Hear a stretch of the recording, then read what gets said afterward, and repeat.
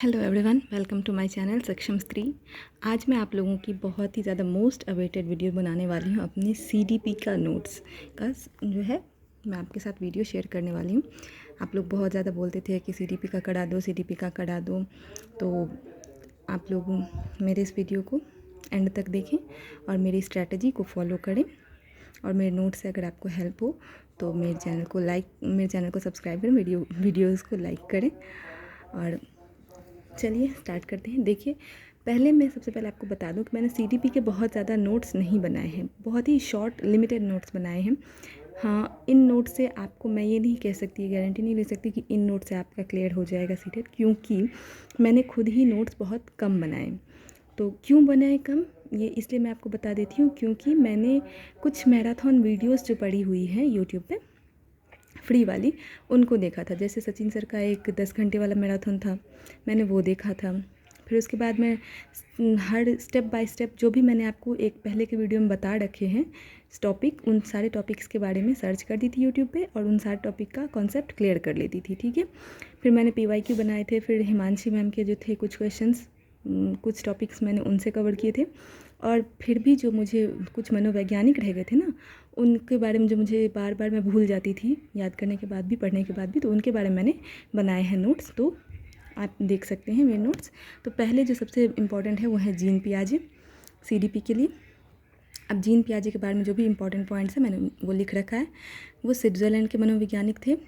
संज्ञानात्मक विकास का सिद्धांत दिया उन्होंने, इसे इंग्लिश में बोलते हैं कॉग्निटिव डेवलपमेंट थ्योरी। किसी चीज़ के बारे में जानना संज्ञान कहलाता है। बच्चे सक्रिय ज्ञान निर्माता हैं। पहले के बच्चे वैज्ञानिक बोलते थे कि बच्चे निष्क्रिय होते हैं, बस उन्हें सुनते रहना चाहिए टीचर को, लेकिन नहीं, आजकल के रचनावादी मनोवैज्ञानिक बोलते हैं कि बच्चे सक्रिय ज्ञान निर्माता होते हैं। इन्हें नन्हा वैज्ञानिक कहा है जीन पियाजे ने। बच्चों की थिंकिंग एडल्ट के से प्रकार में, टाइप में अलग होती है, लेकिन मात्रा यानी कि क्वांटिटी में सेम होती है। ये मेरे टाइम में ये क्वेश्चन आया था, तो इसको आप ध्यान से देखेंगे। Concept of cognitive development, concept क्या था इनका?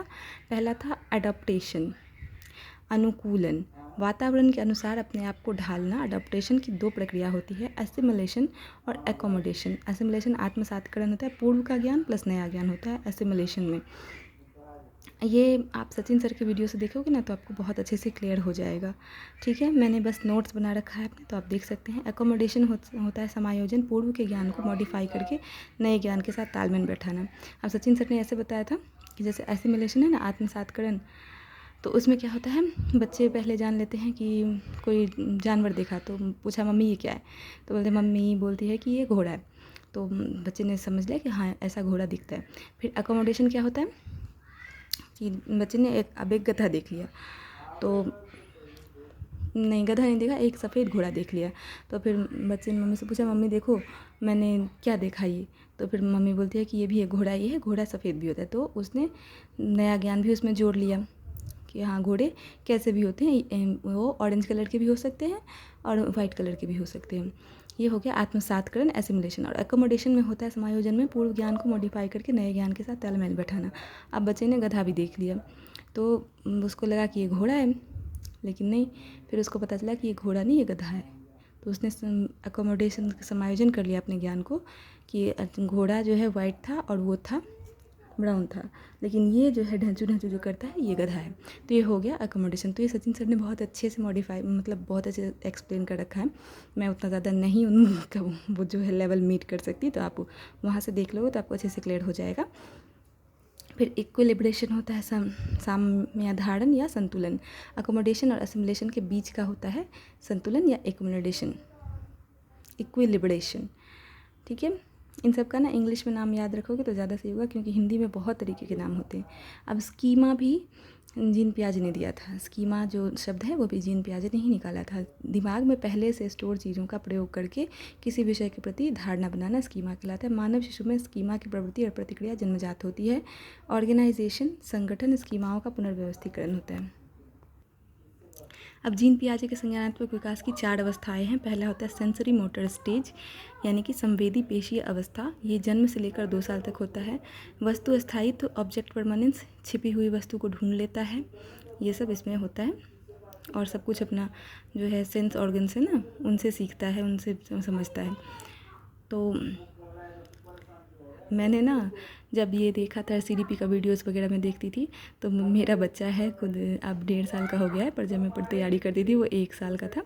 तो मुझे बहुत अच्छे से उसमें भी उस पर भी मैं एक्सपेरिमेंट करती, अच्छा ये ऐसे होता है, ऐसे होता है, बहुत सारी मैंने बहुत ज़्यादा एक्सपीरियंस किया है इसको CDP को, ठीक है। तो मुझे मज़ा आता था CDP पढ़ने में। दूसरा स्टेज होता है प्री ऑपरेशनल स्टेज, पूर्व संक्रियात्मक अवस्था।